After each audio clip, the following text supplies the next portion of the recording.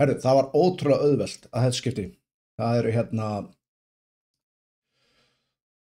það gæti ekki verið auðveldara eins og ég segi. Móðir 6 ára drengs dásamar góðverk unglinga í Mosfellsbæ sem komu syni hennar til bjargar.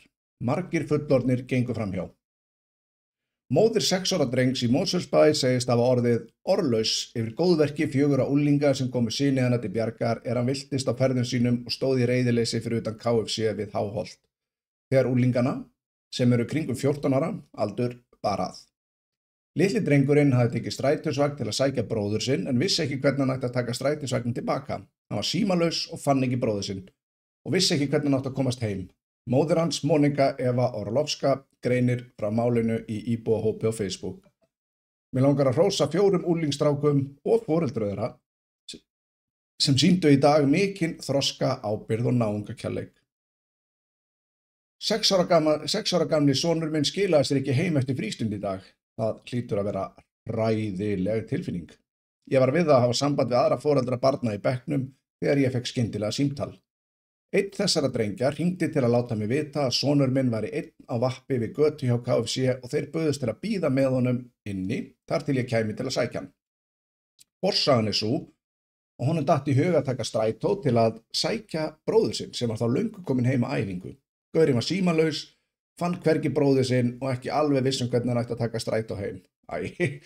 Litla greyið, 6 ára gamall og ætlaði að vera ægilega góður að ná í bróður sinn og situr svo allt í henni bara algjörlega einn og yfirgefinn, hann hlýtur að vera mjög hræddur. Monika segist nánast hafa orðið orðlaus yfir framgöngu unglingana sem sáu til þess að drengurinn gat hringt í hana. Þeir hafi áttað sig á því að ekki var allt í lagi hjá syninnar á meðan margir fullorðnir hafi gengið fram hjá honum og ekki skeytt hann. Ég var eiginlega orðlaus þegar ég sótt hann, ekki bara yfir þessu uppátæki hans, heldur aðalega yfir þessu góðverki. Margir fullorðnir gengu fram hjá án þess að veita honum gaum, en þessir 4 drengir, sem voru sennilega ekki eldri en 14 ára, sáu son minn einan í óvenjulegum aðstæðum, nálguðust hann og brugðust hárrétt við. Þeir ræddu það sín á milli hvort þeir ættu ekki að hringja á lögregluna, en gátu hringt í mig þar sem sonur minn man númerið mitt. Bravo strákar fyrir að vera flottir og bravo foreldrar fyrir gott uppeldi. Þessu gæti ég ekki verið meira sammála. Þetta er bara, þessir drengir eru vel að þið komnir að vera, kallmenn vikunar. Þetta voru allt strákar. 14 til 15 ára gamlir og þeir heita Sigurður, Fannar, Emanuel og Róbert og ég veit það. Ég er búinn að hafa samband við eitt foreldri og mér langar nefnilega að spjalla við þessa ungu drengi.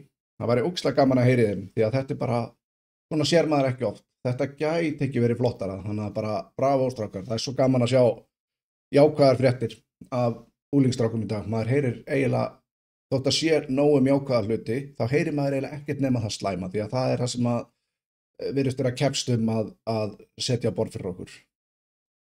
Þannig að bæði þeir og foreldrarnir mega svo sannarlega vera stoltir af þessu. Ógeðslega vel gert.